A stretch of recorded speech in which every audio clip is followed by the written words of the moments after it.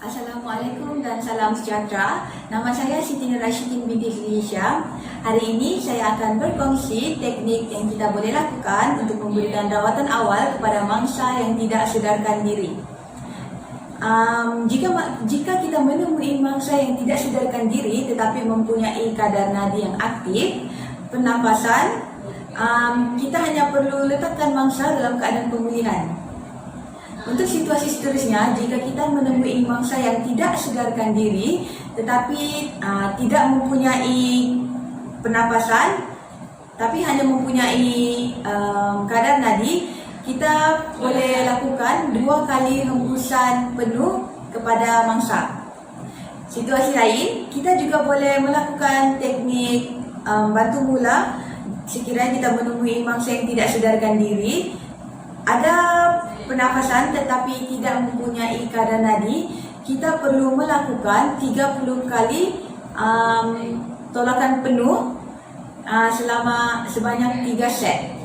Dan sekiranya kita menemui mangsa yang tidak sedarkan diri, tidak mempunyai kadar pernafasan dan tidak mempunyai kadar nadi, kita perlu melakukan 2 kali hembusan penuh diselangi dengan 30 kali tekanan pada luar jantung. Apabila kita menemui mangsa tidak sedarkan diri, kita boleh memberi rawatan ataupun bantuan awal kepada mangsa tersebut. Namun, kita perlu mematuhi prinsip DRABC. Langkah pertama ialah D, danger. Kita perlu mengenal pasti keadaan sekeliling mangsa sama ada selamat untuk kita beri bantuan awal dan juga selamat untuk kita ataupun selaku pemberi rawatan bantuan awal supaya tidak terjerat kepada kecederaan atau kemalangan yang lain. R, iaitu respon. Sebelum kita memberi bantu mula, kita sewajarnya melakukan pemeriksaan respon mangsa. Kita boleh lakukan seperti ini.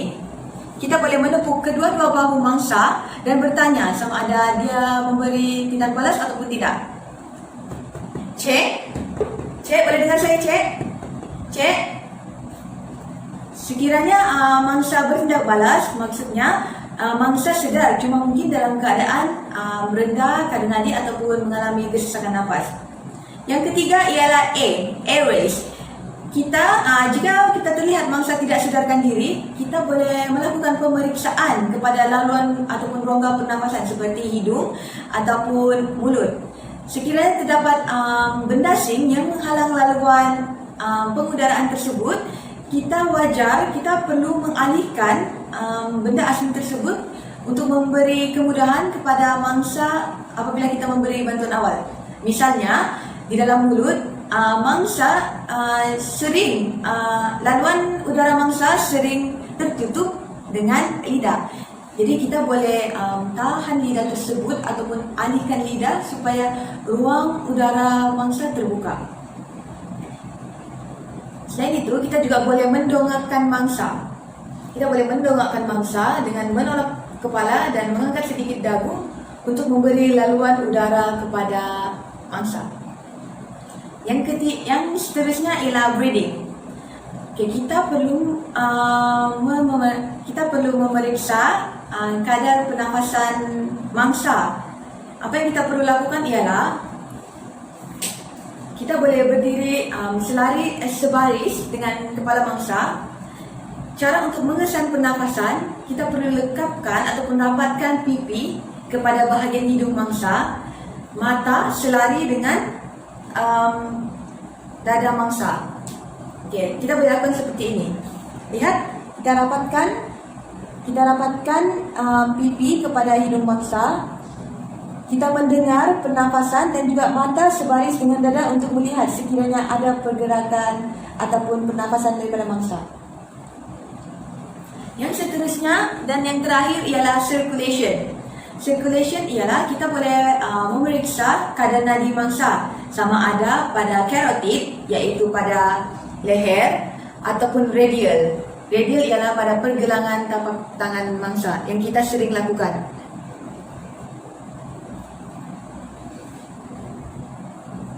Stop. Ini adalah mangsa yang tidak sedarkan diri, tidak mempunyai pernafasan dan juga tidak mempunyai kadar denyutan nadi. Apa yang kita perlu lakukan ialah periksa keadaan sekeliling sama ada selamat untuk kita beri bantuan awal. Kemudian kita tegur mangsa untuk memeriksa respon mangsa. Cek, boleh dengar saya cek? Kemudian kita perlu duduk selari dengan kepala mangsa supaya memudahkan kita untuk memberi bantuan pernafasan, iaitu hembusan penuh. Hembusan penuh perlu dilakukan 2 kali selama 2 saat.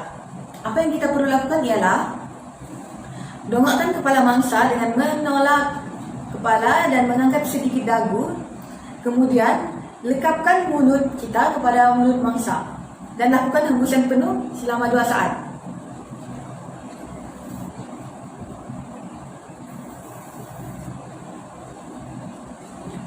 Kemudian kita perlu melakukan tekanan pada luar jantung, di mana cara untuk melakukan tekanan luar jantung, letakkan 2 jari pada sternum, betul-betul pada bahagian sternum mangsa.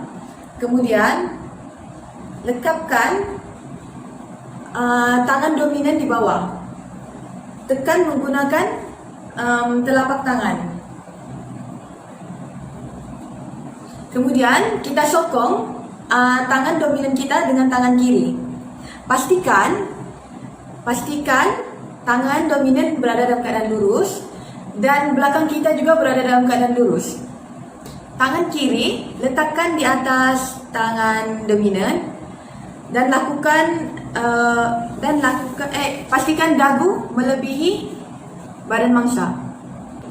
Semasa hendak melakukan tekanan penuh, pemberi bantu mula sewajarnya menggunakan beban badan pemberi bantu mula untuk melakukan tekanan penuh pada mangsa. Lihat, letakkan 2 jari pada sternum mangsa, 2 jari, kemudian lekapkan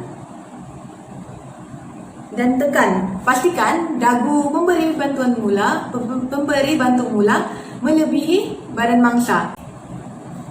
Dan lakukan tekanan sebanyak 30 kali seperti ini.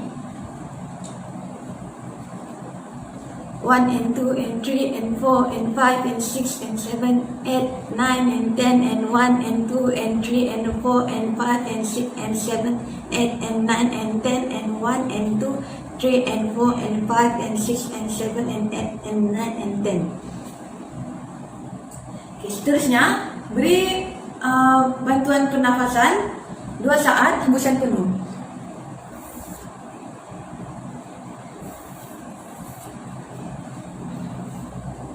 Dan ulang langkah tersebut. Baiklah, saya akan menunjukkan cara untuk memberi CPR kepada mangsa yang tidak sadarkan diri, tidak mempunyai kadar pernafasan dan tidak mempunyai kadar nadi.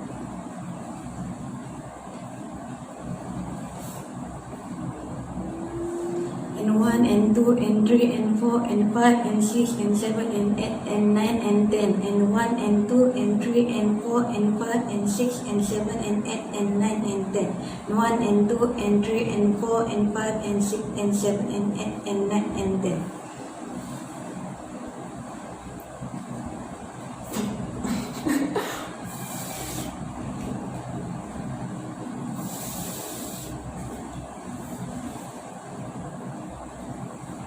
And 1 and 2 and 3 and 4 and 5 and 6 and 7 and 8 and 9 and 10 and 1 and 2 and 3 and 4 and 5 and 6 and 7 and 8 and 9 and 10 and 1 and 2, 3 and 4 and 5 and 6 and 7 and 8 and 9 and 10.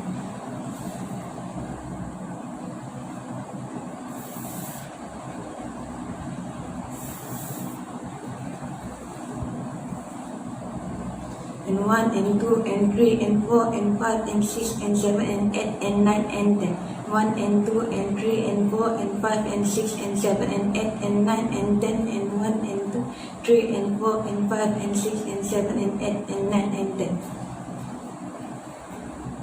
Selepas melakukan CPR, pesakit perlu diletakkan dalam keadaan pemulihan. Setelah melakukan CPR pada mangsa perlu diletakkan dalam keadaan recovery. Keadaan recovery ialah ambil tangan kiri mangsa dan letakkan pada bahagian kanan kepala mangsa. Ambil tangan kanan dan luruskan. Kemudian kaki kiri mangsa ditegakkan seperti ini. Kemudian gunakan kedua belah tangan, pegang pada bahagian pinggul dan juga bahagian bahu mangsa dan tarik untuk memastikan mangsa dalam keadaan recovery. Ini adalah position recovery.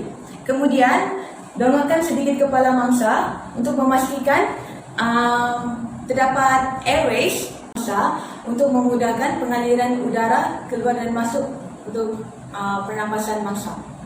Itu sahaja teknik bantu mula yang kita boleh berikan kepada mangsa yang tidak sedarkan diri. Sekian, terima kasih.